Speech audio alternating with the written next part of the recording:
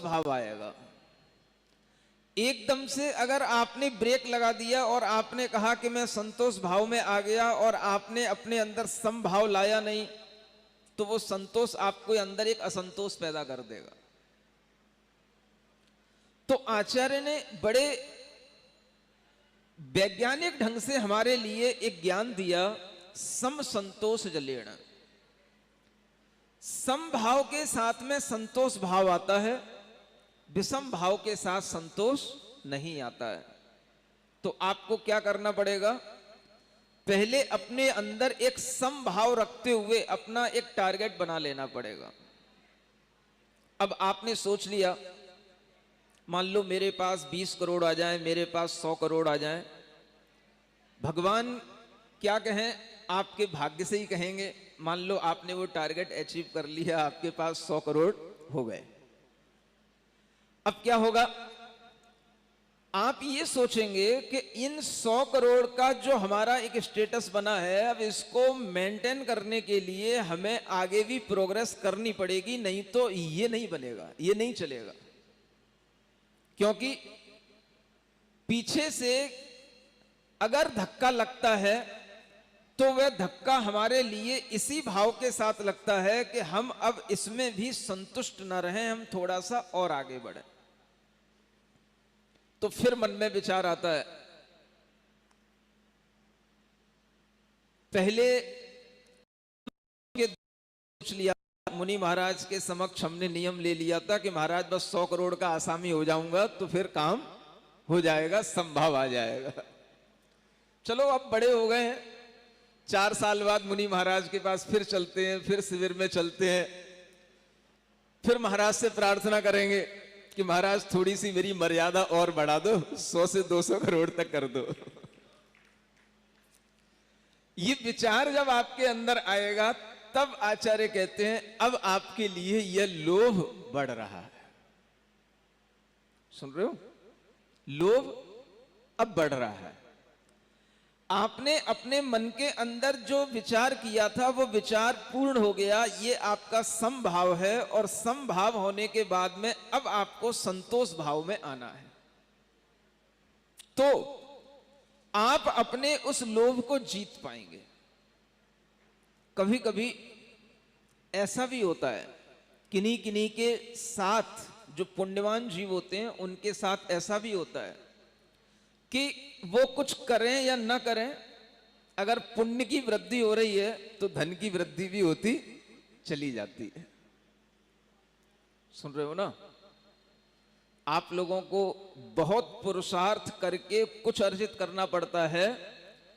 आप ये भी ध्यान रखें कि उस पुरुषार्थ के साथ साथ जब हमारा कुछ पुण्य भाग्य काम करता है तो हमारे लिए छोटे से पुरुषार्थ से भी बहुत अधिक पुण्य की प्राप्ति होने से हमें धन वैभव आदि की प्राप्ति हो जाती है। आज के दिन कम से कम आपके मन में यह विचार आए कि जीवन में धन वैभव ऐश्वर्य केवल पुरुषार्थ से नहीं आते, हमारे भाग्य से आते हैं। भाग्य हमारा पुण्य कर्म के उदय से आता है, और पुण्य कर्म का उदय धर्म का संचय करने से आता है। यह प्रक्रिया आज हमारे दिमाग में आ जानी चाहिए। आपने ऐसे लोगों को देखा होगा जो कभी फर्श पर थे आज अर्श पर हैं। सुन रहे हो, ऐसे भी लोग जिन्होंने अपने जीवन में वह एक सामान्य जीवन भी जिया और आज वह बहुत ऊंचाइयों पर हैं। और उन ऊंचाइयों पर रहने वाले लोगों में जब वह रिच मैन की लिस्ट आती है तो उन लोगों में एक नाम आपके जैन समाज के भी एक भामा शाह का नाम आता है, जो यहां आज उपस्थित है। जब हम किशनगढ़ गए तो इन्होंने मुझे अपना वो घर भी दिखाया कि जहां ये पहले रहा करते थे, एक सामान्य जीवन जिया करते थे। महाराज ये वो स्थान है, ये वो घर है, पुराना घर। और उसके बाद में उन्होंने खुद बताया कि एक छोटी सी खदान ली और उसमें काम शुरू किया और वो काम ऐसा गुरु की कृपा से फलीभूत हुआ कि आज हमारे लिए देखते देखते देखते देखते यह स्थिति बन गई कि हम सोच भी नहीं पाते कि गुरु की कृपा इतने रूप से फल सकती है।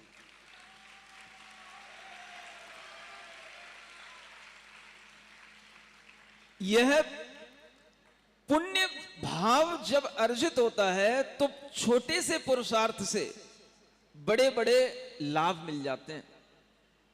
खदानें तो सभी खोदते हैं, माइंस तो सभी लेते हैं और सभी बहुत प्रयास करते हैं, लेकिन किसी की माइंस में कुछ निकलता है, मिट्टी निकलती है, पत्थर निकलता है, और किसी को माइंस मिल जाती है तो उसमें सोना उगलता है और वो सोना सोना हो जाता है। वो उनके हाथ क्यों लग गई वो वाली माइन, दूसरे के हाथ क्यों नहीं लगी? बस यही डिसीजन जो होता है, यही हमारा भाग्य हमारा डिसीजन लेता है, और इन हाथों में जो चीज आती है वो हमारे भाग्य से, हमारे पुण्य से आती है। अब ये पुण्य कहां से आता है? तो ये पुण्य इसी प्रकार के धर्म से आता है। कौन से धर्म से? उदक चंदन वाले धर्म से? मुझे नहीं लगता।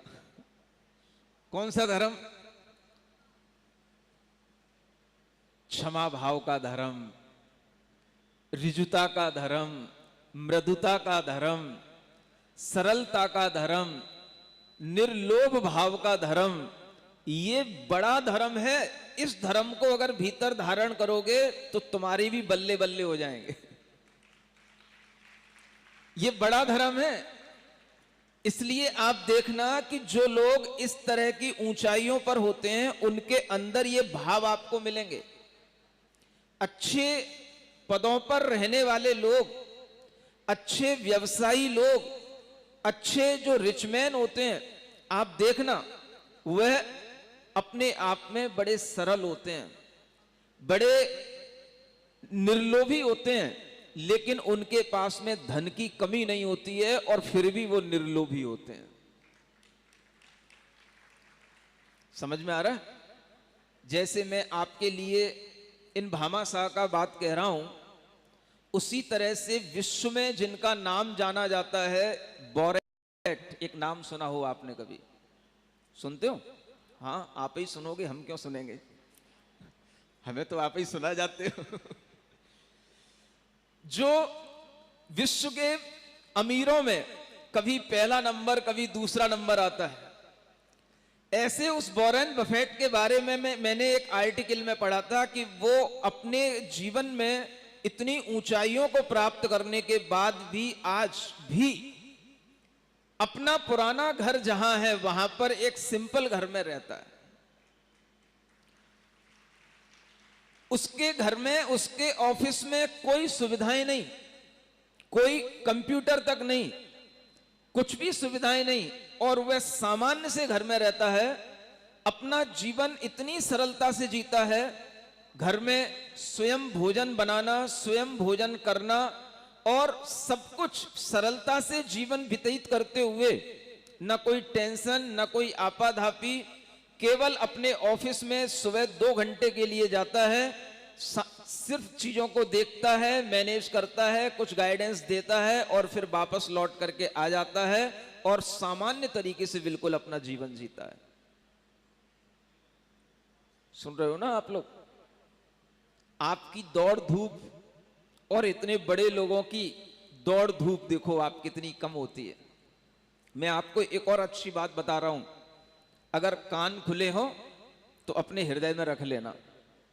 बड़ा आदमी वही होता है जो दौड़ धूप कम करता है और फल अधिक प्राप्त करता है। वैभव संपन्न व्यक्ति संतुष्ट रहता है, जिसे जो मिला है उसमें वह अपने धर्म की वृद्धि करता है और उसी वृद्धि से, उसके पुण्य की वृद्धि से आगे भी उसके धन वैभव की वृद्धि होती चली जाती है, लेकिन उसमें वह लोभ नहीं करता। इस निर्लोभ भाव से भी उसके धर्म की वृद्धि होने से उसके धन की वृद्धि होती रहती है। आप लोगों में लोभ बहुत रहता है। लोभ एक कसाय है, कसाय बढ़ेगी, लोभ बढ़ेगा, लालच बढ़ेगा, तो आपके अंदर के परिणाम हमेशा अशुभ रहेंगे। अशुभ परिणामों से हमेशा पाप कर्म का आश्रय होगा और उसके फल से आप जो इच्छा करेंगे वो आपको नहीं प्राप्त हो पाएगा। निर्लोभ भाव से जब हम धर्म की इस तरह की भावना समझ लें कि धर्म क्या है, जो मिला है वो बहुत अच्छा मिला है, निर्लोभ भाव से धर्म करें। और उसी निर्लोभ भाव से जब हम धर्म करने की बात करेंगे तो हमें ये फुर्सत भी मिलेगी कि 10 लक्षण के 10 दिनों में इत्मीनान से बैठ करके हम पूजा कर पाएं, पाठ कर पाएं और 10 दिन धर्म का लाभ ले पाएं। ये निर्लोभ वृत्ति का ही परिचायक होता है। लोभी लोग तो आज भी दुकान खोले बैठे होंगे, छोटी छोटी